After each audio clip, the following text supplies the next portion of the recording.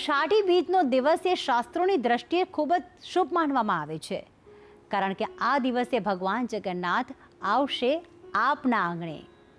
એવું કહેવાય છે કે આ દિવસ ભક્તો માટે કોઈ સ્વર્ગથી કમ નથી, કારણ કે ભગવાન સામે ચાલીને આવી રહ્યા છે ભક્તોને દર્શન આપવા.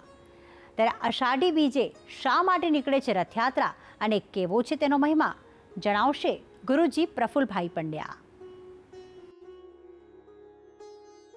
જજાગ્રતો દૂરમુદેતિ દૈવાન તદુષુપ્તે તથા વૈતિ દૂરંગમન જ્યોતિખાન જ્યોતિરેકંતન મે મનઃ શિવ સંકલ્પમસ્તુ. જય ભગવાન મિત્રો, હું છું પ્રફુલભાઈ પંડ્યા. ભક્તિ સંદેશ કાર્યક્રમની અંદર આપનું સ્વાગત છે. દર્શક મિત્રો, આજે મારે વાત કરવી છે શા માટે નીકળે છે રથયાત્રા. આ પ્રશ્ન ઘણાને મનમાં થાય કે શા માટે અષાઢી બીજના દિવસે જ રથયાત્રા નીકળે છે. તો એને લઈને આજે હું તમને આખી કથા કહું છું. એવું કહેવાય છે કે ઓડિશા ક્ષેત્રમાં આવેલું જે તીર્થ જેને જગન્નાથપુરી કહેવામાં આવે છે, ઓડિશા ક્ષેત્રમાં જે જગન્નાથપુરી જે છે એ ભગવાન ઠાકોરજીનું સ્વરૂપ ગણવામાં આવે છે. એવું આપણે કથામાં પણ આપણને ખ્યાલ છે કે ભગવાન દ્વારિકામાંથી જ્યારે એક દિવસે પ્રભાત ક્ષેત્રની અંદર ભાલકા તીર્થ નામની જગ્યામાં સૂતા હતા, પગમાં બાણ વાગ્યો, ભગવાન સ્વધામ ગયા. ત્યાંથી ભગવાનના શરીરને લઈને ભગવાનના શબને બેન સુભદ્રા અને બળદેવજી લઈને નદીની અંદર સમુદ્રમાં જલ સમાધિ રહે છે. અને ત્યાર પછી ભગવાનના અસ્થિ ત્યાંથી છેક ઓડિશા ક્ષેત્રમાં પહોંચે છે અને ત્યાંથી ત્યાંના રાજા એ ભગવાનના અસ્થિ અને કાષ્ઠ સાથે મિશ્રણ કરી અને ભગવાનના સ્વરૂપની સ્થાપના કરે છે. તે સ્વરૂપને જગન્નાથજીનું સ્વરૂપ ગણવામાં આવે છે. એવું કહેવાય છે કે ઓડિશા ક્ષેત્રનું આવેલું આ જે જગન્નાથપુરી ક્ષેત્ર જે છે એમાં ભગવાનની મુખ્ય લીલાઓ છે. હવે રહી વાત કે જગન્નાથપુરીમાં ભગવાનની યાત્રા શા માટે નીકળે છે, તો એની પણ એક બે કથાઓ છે. પહેલાં તો ભગવાનની અષાઢી બીજ પહેલાં જેઠ મહિનો આવે ને જેઠ મહિનામાં પૂનમનો દિવસ હોય, જે દિવસે જ્યેષ્ઠા નક્ષત્ર હોય તે દિવસે એવું કહેવાય છે કે ભગવાનની ઉપર જ્યેષ્ઠા અભિષેક કરવામાં આવે છે અને નદીઓના પાણીથી ભગવાનને સ્નાન કરાવવામાં આવે છે. એવું માન્યતા છે કે ભગવાન ઠંડા પાણીથી ભગવાન સ્નાન કરે છે અને ભગવાન બીમાર થાય છે એટલે 15 દિવસ સુધી ભગવાન એ મંદિરમાં આરામ કરે છે, જેથી 15 દિવસ સુધી મંદિરના દરવાજા બંધ રહે છે. પછી એકમના દિવસે ભગવાનના સ્વરૂપને શણગાર થાય છે અને બીજના દિવસે અષાઢી બીજના દિવસે ભગવાન રથ ઉપર સવારી કરી અને નગરમાં ભ્રમણ કરે છે. એવું કહેવાય છે કે જે ભક્તો રોજે રોજ નિત્ય ભગવાનના દર્શન કરે છે અને પછી ભોજન લેતા હોય, પછી પોતાનું કાર્યની શરૂઆત કરતા હોય, હવે જે ભક્તોને 15 દિવસ ભગવાન દર્શન નથી આપતા એટલે ભક્તો ભગવાનના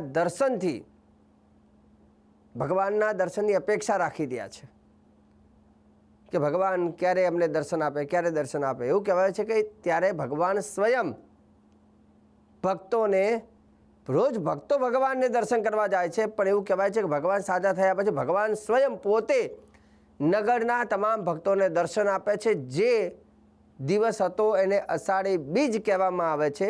એટલે અષાઢી બીજનો દિવસ ભગવાન રથ ઉપર સવારી કરી નગરની યાત્રા કરે છે, જેને આપણે રથયાત્રા કહેવામાં આવે છે.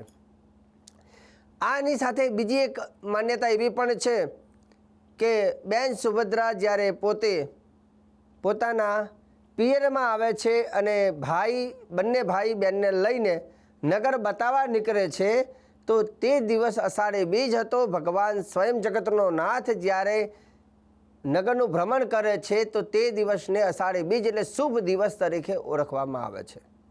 એટલે ભગવાને અષાઢી બીજના દિવસે રથમાં બેસી અને સવારી કરી હતી, નગરમાં ફર્યા હતા, એટલે આ દિવસને રથયાત્રા તરીકે ઓળખવામાં આવે છે. રથયાત્રાને ખાસ કરીને આસ્થાની દ્રષ્ટિએ અલગ અલગ રીતે જોવામાં આવે છે. એવું કહેવાય છે કે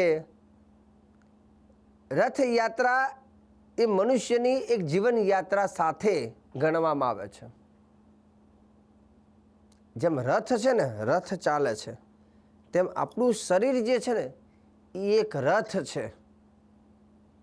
અને જેમ રથની અંદર બિરાજમાન જગન્નાથ છે, તેમ આપણા શરીરમાં બિરાજમાન આત્મારૂપી દીવો જે છે ને એ આત્મા, એ પરમાત્મા, એ સ્વયં જગન્નાથજી છે. આપણો પણ એક રથ ચાલી રહ્યો છે, રોજે રોજ ચાલે છે. આજે 1 દિવસ થયા, 2 દિવસ થયા, 1 વર્ષ, 2 વર્ષ, 5 વર્ષ કરતાં કરતાં કરતાં ઉંમર વીતી જાય અને જે દિવસે એ રથમાંથી, એ શરીરમાંથી એ જીવ, એ પરમાત્મા જ્યારે નીકળી જાય ને એટલે રથ પછી ત્યાં સ્તંભી જાય છે. એમ રથયાત્રા એ મનુષ્યની જીવન યાત્રા સાથે સરખામણી કરવામાં આવે છે. જ્યારે ભગવાનને પ્રશ્ન કર્યો ને અર્જુને કે હે પ્રભુ, હે ભગવાન, આ દુનિયામાં એવું કહેવાય છે કે તમામ જીવોની રચના તમે કરી છે ને તમે આ તમામ જીવોનું, કીડીને કણ અને હાથીને મન તમે આપો છો, પણ કઈ રીતે તમે આ દુનિયાને જીવાડો છો? કઈ રીતે પ્રાણીઓને જીવાડો છો? ત્યારે ભગવાન બહુ સુંદર મજાનો શ્લોકમાં કહે છે, અહમ વૈશ્વા નરો ભૂતવા પ્રાણી નામ તે અમસ્થિત પ્રાણમ પ્રાણ સમાયુક્તમ પચમ્યન્યમ ચતુર્વિધમ. ભગવાન કહે છે કે હે અર્જુન, આ દુનિયા મારાથી જ ચાલે છે.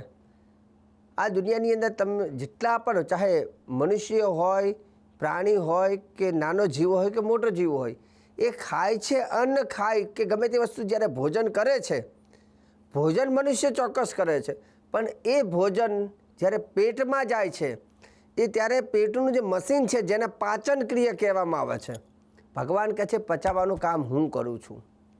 એ અન્નને પાચન કરું છું, પચાવું છું, એનાથી શક્તિ ઉત્પન્ન કરું છું, એમાંથી લોહી બનાવું છું અને એ લોહી એના શરીરમાં એને તાકાત આપે છે અને એની ભૂખને શાંત કરે છે અને એનો દિવસ પસાર કરું છું.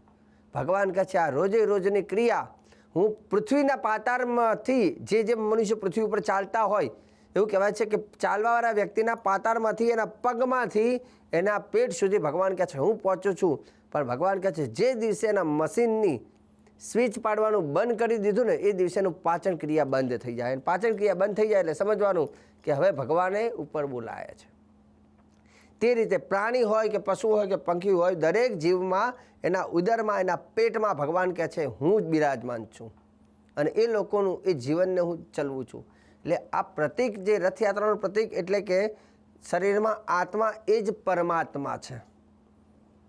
સાથે સાથે એવું કહેવાય છે કે જે વ્યક્તિ રથયાત્રાની અંદર આવીને ભગવાનના દર્શન કરે છે જગન્નાથજીના, એના જીવનના દુઃખો દૂર થાય છે અને સુખની પ્રાપ્તિ એને થાય છે.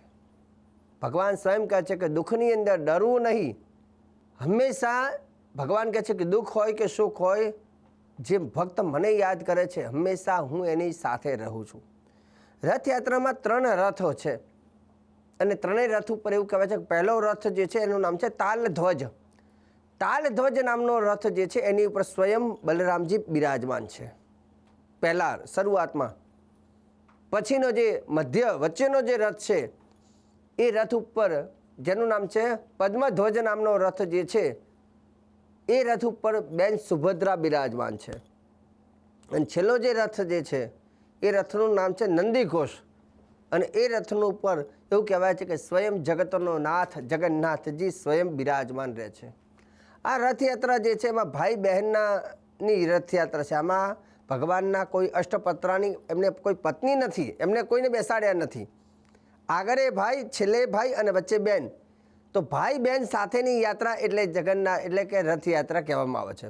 જે વ્યક્તિ રથયાત્રામાં જોડાય છે, રથને ખેંચે છે અથવા દર્શન કરે છે, એ વ્યક્તિને શાસ્ત્ર કહે છે કે 84 લાખ યોરીના ફેરામાં જે ફરવું પડે છે, જે રથમાં ભગવાનને ખેંચે છે એને 84 લાખ યોનીના ફેરામાંથી મુક્તિ મળે છે. લક્ષ 84 ફર ઘૂમકર પોપર અટકા આઈ, અબકી પાસા ન પડે તો ફિર 84 જાય. એવું કહેવાય છે કે 84ના ફેરા ફરતા ફરતા ફરતા મનુષ્ય યોનિમાં આવે અને ત્યાંથી જો પાછું એ જીવન દેહને જો સાર્થક નથી થતું તો પાછો 84ના ફેરામાં રાઉન્ડમાં જાય છે. અને ભગવાન જગન્નાથજીના દર્શન કરવાથી, રથયાત્રામાં જવાથી અથવા દર્શન કરવાથી 84 લાખ યોનિના ફેરામાંથી મુક્તિ મળે છે.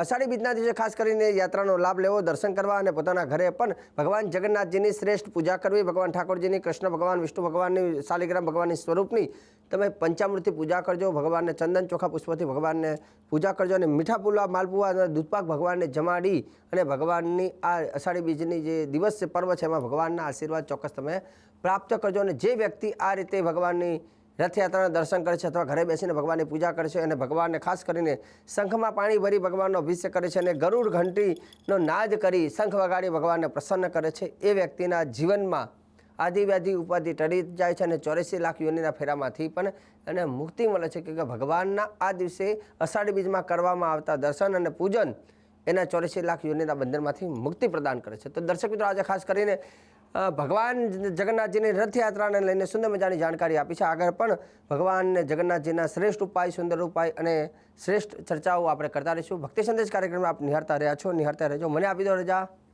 જય ભગવાન.